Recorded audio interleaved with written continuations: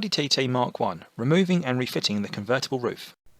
Hi all, Andy here and welcome back to the channel where tonight's episode is going to be covering how to remove and replace your soft top hood on your Audi TT Cabriolet. If you like what you see today, please think about giving it a thumbs up. Also consider subscribing because there is a whole host of other content here on my channel for the Audi TT Mk1. So if you don't want to hear the story about why I'm replacing this roof, please forward to this point in the video where you can see the start of the removal process. Difficulty rating, I'm giving it a 3 out of 5.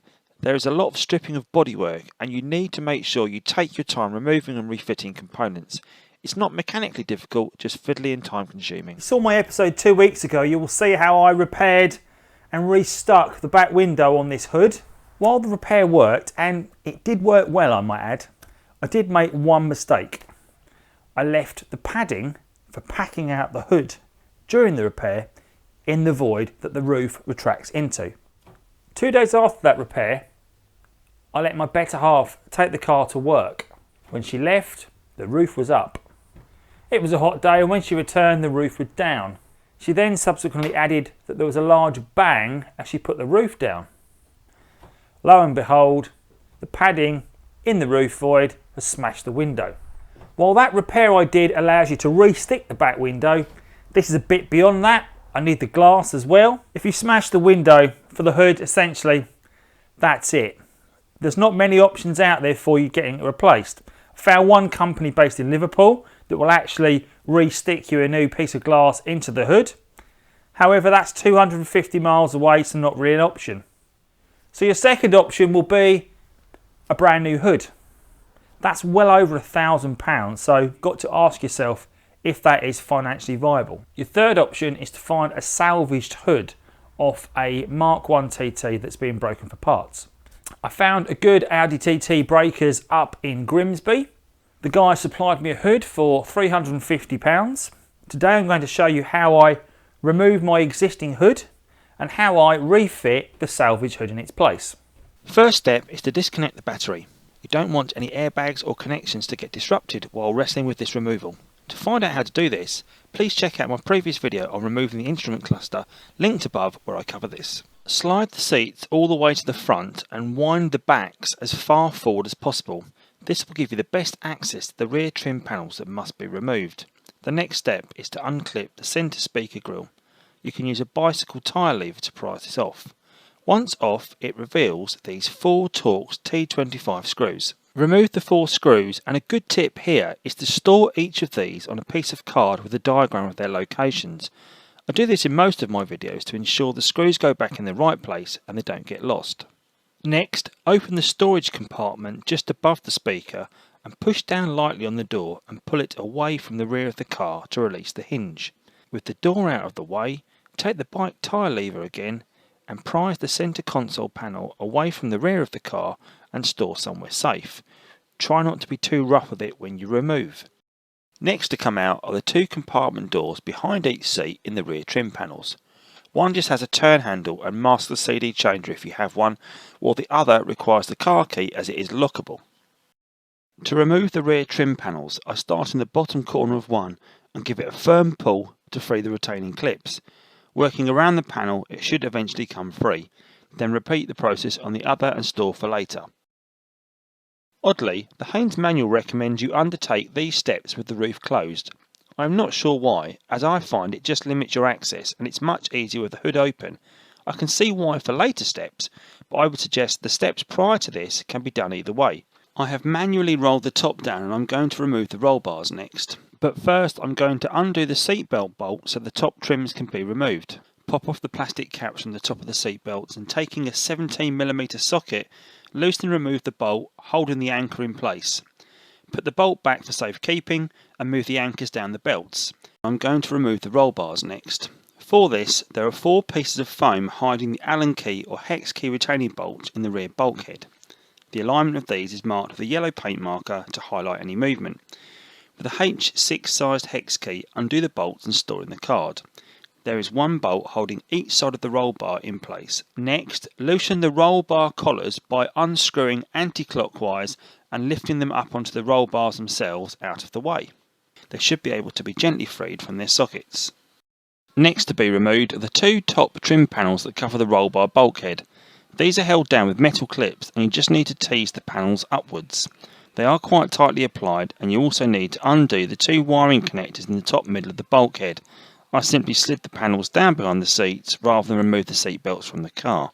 I've put the roof back up manually here to show you the damage and also to reach through the back window hole to remove the rear trim panel behind the glass deflector. This unclips from the top edge of the deflector housing and should just lift out. If you look down here into each hinge mechanism either side of the car, you next need to remove the retaining clips from the two hydraulic rams. Slide a screwdriver under the edge of the clip and ping them off. Once removed, the ram should disconnect from the roof. Now remove the weather strip from the edge of the roof compartment. It will not come off completely as it runs the whole length of the doors as well, so just tuck it behind the seats out of the way. Working in the roof compartment with the roof down, there are two inner catches that engage with the bottom of the hood when in the upright position. Mark the position of these catches before you remove entirely, as it is important they go back in the same place. I used a whiteboard marker that can wipe away once lined up again. The two catches are held in by two T25 Torx screws each. You will also need to remove this elastic cord and two screws that hold it in place also. Around the roof compartment, holding the interior trim panel in place, are 6 grey fasteners that can be pulled out with a pair of pliers once you pry them out with a flat edge slightly. They took some removing, I have to say. There are 4 here along the rear of the compartment, and there are also 1 either side of the hood around 15 cm back from the hinge joint holding the trim panel in place. These two are fairly hard to reach with the roof down. Under the upper edge of the trim panel are 8 larger black fasteners which came out a bit easier. You can see the fasteners here on my cardboard storage piece and roughly shows their positions. Worth noting, I still could not remove the trim panel and it appears I missed a step. With the hood up once more, the interior trim panel is attached to the roof with a sort of hooked rubber seal. You need to prise this upwards to release from the interior trim, and the trim should just now slide upwards and away from the car once released. I did not do this to the trim panel and it came out as one piece along with the hood, which was not ideal. Moving to inside the car, the hood is held to the car frame just behind the door shut lines by 6 bolts, 3 on each side of the car. The bottom 2 bolts on each side are visible and the other remaining bolt is recessed but accessible through this round hole. Using a 14mm socket, simply remove the bolts from each side of the car. A little tip here, the bolts are not magnetic and do not sit inside the socket very well, so I would suggest stuffing some rags into the bodywork holes that seem to lead to inside the car frame. This will stop any loose bolts ending up inside the bodywork with no easy way to retrieve. Working inside the top of the hinge areas of the bodywork, peel back this rubber cover to reveal the 2 T25 retaining screws on each side of the car. Simply remove these and the rubber covers. Once removed, you will be able to free the 2 parts held together by these screws, which are the hood and the mounting bracket attached to the car. With these final bolts and screws removed, simply unclip the square wiring clips just below the rear lower corners of the door shut lines to completely disconnect the car from the hood. There is 1 clip on each side of the car. You will need to thread the wiring harness attached to the hood through the bodywork or the hood will get caught when you try to remove it. Now the fun bit. The hood is extremely heavy and cumbersome, so don't try and be a hero like I was trying to be and lift it out on your own. I used some thick card to place one side of the hood on while I wiggled the other side of the hood free. I did this as there are lots of metal components that could gouge the paintwork up. Luckily I got away with this, but you may not be so lucky, so I suggest you phone a friend. If you had someone lifting on either side of the hood at the same time, I am sure it would free up much easier. However, the Haynes manual recommends lifting one side out while pressing down firmly on the other side as far as it will go. With the hood hinges free of the car frame, I got inside and stood in the middle of the car and lifted the whole hood out and clear. That is the removal done, and refitting is essentially the reverse process. However, there are some extra tips I can point out to avoid any snags. Firstly, if you've not already done so, separate that roof compartment interior trim panel from the old hood, as you will need to fit it to the replacement. To get it slotted behind the hood is a real pain, and you need to constantly move the hood from fully retracted to slightly open to wiggle it behind the hood frame. Put the hood up without engaging the handle to the closed position and refit that hook-like seal between the hood and the trim panel. It seems this has to be connected with the hood up. When fitting the 3 frame bolts on either side of the car, make sure you have those bodywork holes plugged with rags to stop dropping bolts into bodywork crevices you cannot reach.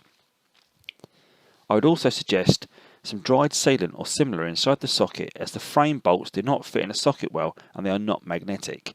That way they will not keep falling out of the socket when refitting.